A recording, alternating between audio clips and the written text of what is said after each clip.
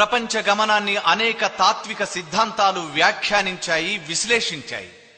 అయితే మారే విధానాన్ని చూపిన తత్వశాస్త్రం కమ్యూనిజం మాత్రమే. సామాజిక చలన సూత్రాలు తెలిపిన మహోన్నత సిద్ధాంతం కమ్యూనిజం. ఉత్తమ మానవతావాద జీవిత మార్గం కమ్యూనిజం. కమ్యూనిస్టుగా బ్రతికిన వాడికే దాని గొప్పతనం తెలుస్తుంది.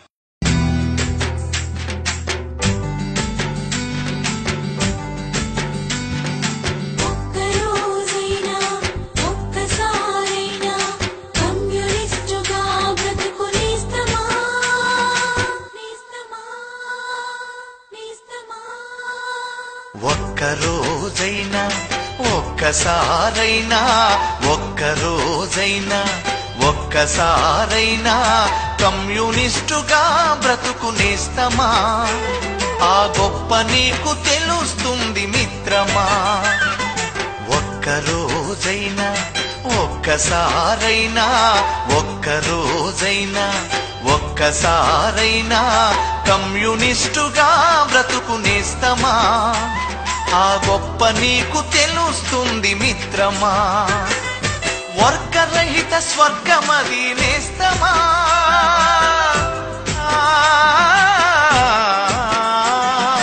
వర్గరహిత స్వర్గమది నేస్తమా. అచట మానవతే విలసిల్లును మిత్రమా. ఒక్కరోజైనా ఒక్కసారైనా కమ్యూనిస్టుగా బ్రతుకునేస్తమా? ఆ గొప్ప నీకు తెలుస్తుంది మిత్రమా.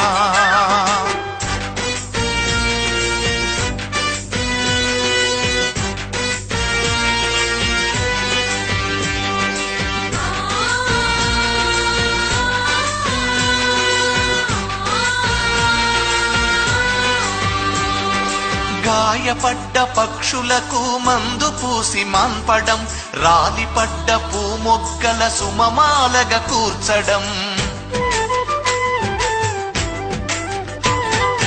అసహాయుల కన్నీళ్లను జాలితోటి తుడవడం, ఆకలి పేగుల ఎదుట అన్నం మెతుకవ్వడం, మనిషిని ప్రేమించడం, మట్టిని ప్రేమించడం, చెమటను ప్రేమించడం, చెట్టును ప్రేమించడం నీ సహజ గుణమై వర్ధిల్లుతుంది. అది గులాబీల వనమై గుబాళిస్తూ ఉంది. ఒక్కరోజైనా ఒక్కసారైనా ఒక్కరోజైనా ఒక్కసారైనా కమ్యూనిస్టుగా బ్రతుకునేస్తమా? ఆ గొప్ప నీకు తెలుస్తుంది మిత్రమా.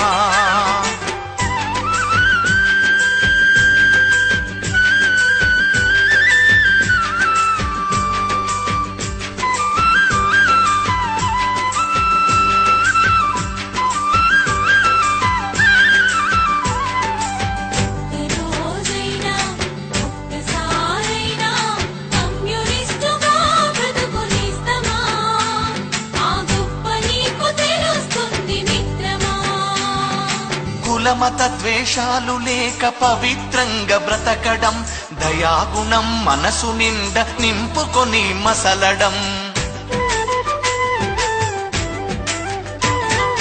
పగవాడికి సైతం నీ కరచాలనమివ్వడం, 10 మంది బాగు కొరకు ఆలోచన చెయ్యడం, స్వేచ్ఛను ప్రేమించడం, మార్పును ప్రేమించడం, శాంతిని ప్రేమించడం, క్రాంతిని ప్రేమించడం నీ శ్వాసగా మారి శోభిల్లుతుంది.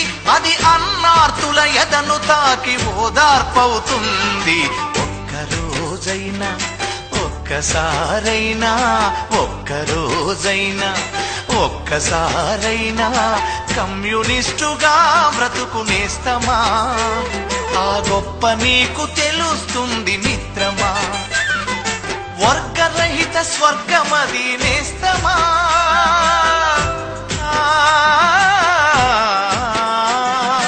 వర్గరహిత స్వర్గమది నేస్తమా.